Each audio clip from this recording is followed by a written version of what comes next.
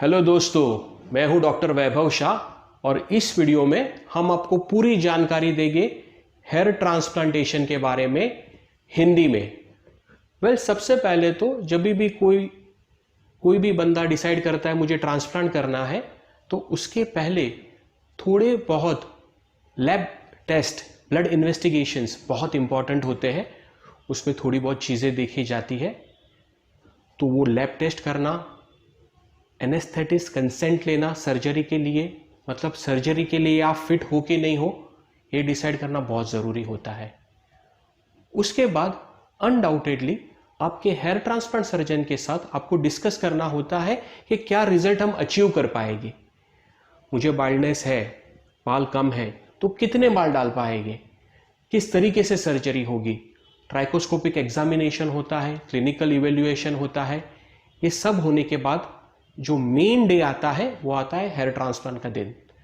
तो hair transplant basically local anaesthesia में किया जाता है।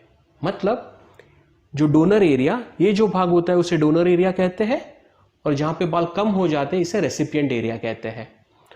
तो ये जो डोनर एरिया है वहां पे लोकल एनेस्थीसिया देकर उसे नम किया जाता है। उससे पहले उसे एक स्पेसिफिक ट्रिमर के साथ वहां की लेंथ कम की जाती है, बालों को ट्रिम किया जाता है। वो बहुत ज़रूरी होता है, तभी आप वहां से हेयर हार्वेस्ट कर सकते हो, वहां से बाल आप निकाल सकते हो। जबकि ये जो रेसिपिएंट एरिया है इसमें ऑप्शन होता है, आप बाल ट्रिम करो तो भी चलेगा, आप नहीं करो तो भी चलेगा। कुछ फीमेल्स में जब हम फीमेल हेयर ट्रांसप्लांट करते हैं हम कभी भी रेसिपिएंट एरिया के बाल ट्रिम नहीं करते हैं। तो ये हो गया ट्रिमिंग के बारे में। लोकल एनेस्थीसिया देते हैं। लोकल एनेस्थीसिया देने के बाद बाय एंड लार्ज दो मेथड है कि जिससे यहां से ग्राफ्ट को निकाला जाता है। थोड़ा बहुत लोगों में कंफ्यूजन होता है कि ये ग्राफ्ट होता क्या है। तो जिसमें फॉलिकल मतलब बालों का बीज, कनेक्टिव टिश्यू, फैट, स्किन, ये सारी चीजें मिलाकर एक ग्राफ्ट रेडी होता है। एक ग्राफ्ट के अंदर एक फॉलिकल यानी एक बाल, दो फॉलिकल दो बाल, तीन फॉलिकल तीन बाल, चार फॉलिकल मतलब चार बाल, एक से चार बाल तक हो सकते हैं। जब हम उसका काउंटिंग करते हैं तो हम ग्राफ्ट पे करते हैं। यह हो सकता है कि कभी कभी एक ग्राफ्ट के अंदर एक ही बाल हो, कभी कभी तीन या चार बाल हो। वो सारों को इस्तेमाल करना बहुत ही आर्ट और स्किल की मैटर होती है। ये बहुत ही ज़रूरी है कि जब हम इम्प्लांटेशन करें तब जो फर्स्ट रो है, सबसे आगे की जो रो है, उसके अंदर हम सिर्फ सिंगल फॉलिकल वाले ग्राफ्ट डालें, और जबकि पीछे या क्राउन एरिया, ये जो एरिया है इसे क्राउन कहते हैं, यहां पर हम तीन या चार या दो फॉलिकल वाले ग्राफ्ट हम डालें। जैसे कि मैंने बताया, यहाँ पे एनेस्थीसिया इतने भाग को सुन कर नम कर वहां से ग्राफ्ट निकालने की मुख्यतः दो रीत होती है। एक होती है पंच मेथड की, जो आमतौर पे सब इस्तेमाल करते हैं। इसे हम FUE पंच कहते हैं। इसका जो छेद होता है वो सिर्फ 0.8 मिलीमीटर होता है, बहुत बड़ा नहीं होता है। तो जो स्कार होता है वो भी बहुत छोटा होता है। आपके ग्राफ्ट या फॉलिकल की स्ट्रेंथ या फिर उसके डायामीटर पर पंच साइज डिसाइड किया जाता है। अलग अलग बंदों में अलग अलग पंच साइज लगती है। आमतौर पे 0.8 मिलीमीटर, 0.9 मिलीमीटर इस्तेमाल किया जाता है इंडिया में सभी जगहों पे। तो ये जो मेथड है इसे FUE मेथड कहते हैं।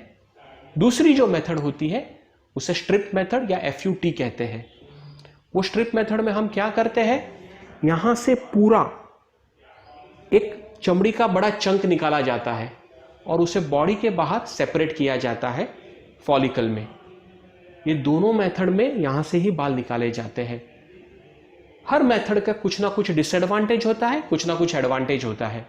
जैसे कि ये जो पंच मेथड है, इसका जो एडवांटेज है कि स्कारिंग नहीं होती, टाके नहीं आते, दिखने में पता नहीं चलता, पेशेंट को पोस्ट ऑपरेटिव कंप्लेन ज्यादा नहीं होती। और जबकि जो स्ट्रिप मेथड है उसका एडवांटेज ये है कि बहुत ही कम समय में बहुत ज्यादा नंबर ऑफ ग्राफ्ट मिलते हैं, और जब डोनर एरिया कम होता है तब हमें स्ट्रिप मेथड लेनी पड़ती है। दूसरा चीज, स्ट्रिप मेथड में सारे ग्राफ्ट का जो डिवीजन किया जाता है वो अंडर विजन होता है।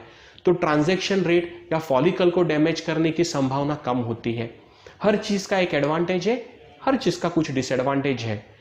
आपका हेयर ट्रांसप्लांट सर्जन जो है वो आपको आपके लिए कौन सी बेस्ट मेथड है उसके बारे में जरूर बताएगा।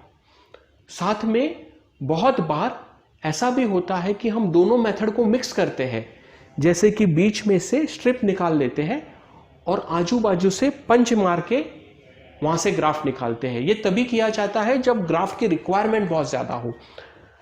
सपोज किसी को 4000, 4500, 5000 ग्राफ्ट चाहिए, हेयरलाइन से लेके क्राउन तक सब खाली है, तभी यह मेथड का इस्तेमाल किया जाता है।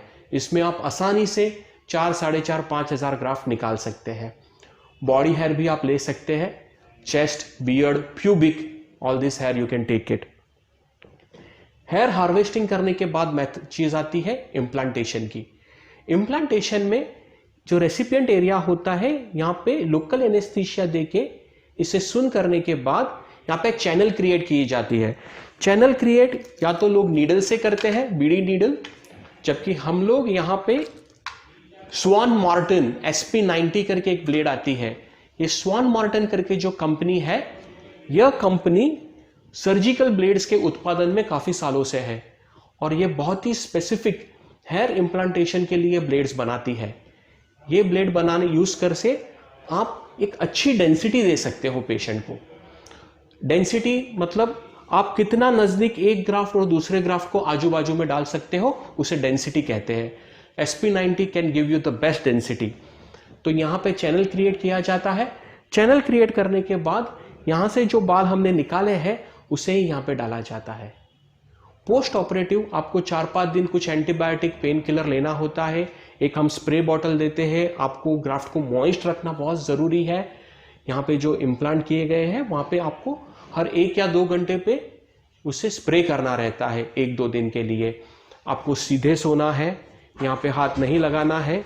यह एडवाइजेबल होगा कि आप 2-3 दिनों के लिए वो दवाई का सेवन करें, आप स्मोकिंग ना करें, आप अल्कोहल ना लें, यह एडवाइजेबल होता है। अगर आपको किसी चीज़ की एलर्जी है तो आपके डॉक्टर को बताना बहुत ज़रूरी है। अगर आप खून पतले करने की दवाई लेते हो तो भी डॉक्टर को बताना बहुत ज़रूरी है। पोस्ट ऑपरेटिवली बहुत ज़्यादा तकलीफ नहीं होती है। कभी कभी थोड़ी बहुत सूजन होना, थोड़ा दर्द होना, थोड़ा यहाँ से माइनर ऊजिंग या ब्लीडिंग होना, ये कॉमन प्रॉब्लम है और ये सबके साथ होता है। इसका मेजर ड्रॉबैक आगे चल के कुछ भी नहीं है। बाल आने के लिए तकरीबन 4 से 8 महीने का समय जाता है और उसी समय में आपको धीरे धीरे ग्रोथ दिखती है। पेशेंट सिलेक्शन बहुत ही इंपॉर्टेंट होता है, जैसे कि यंग मेल्स और मेल पैटर्न हेयर लॉस और androgenetic alopecia are the best patient. जबकि किसी को प्रेगनेंसी के बाद हेयर फॉल हुआ है या किसी को आफ्टर द एज ऑफ 60-65 या फीमेल्स में in general it is less recommended. तो ये अंशतः थोड़ी बहुत जानकारी थी हेयर ट्रांसप्लांट के बारे में। मैंने साथ में यहाँ पे वीडियो भी जोड़ दिए हैं कि जिसमें आपको एक्चुअल प्रोसीजर का भी नॉलेज आएगा जब आप उसको देखोगे। और ये मेरी एक कोशिश थी हिंदी में आपको बताने की। Thank you very much. आप हमें संपर्क कर सकते हैं हमारे फ़ोन पे, हमारे क्लिनिक एड्रेस पे। हमारा क्लिनिक मुंबई में है। We are dedicated hair transplant clinic. You can contact us. Thank you.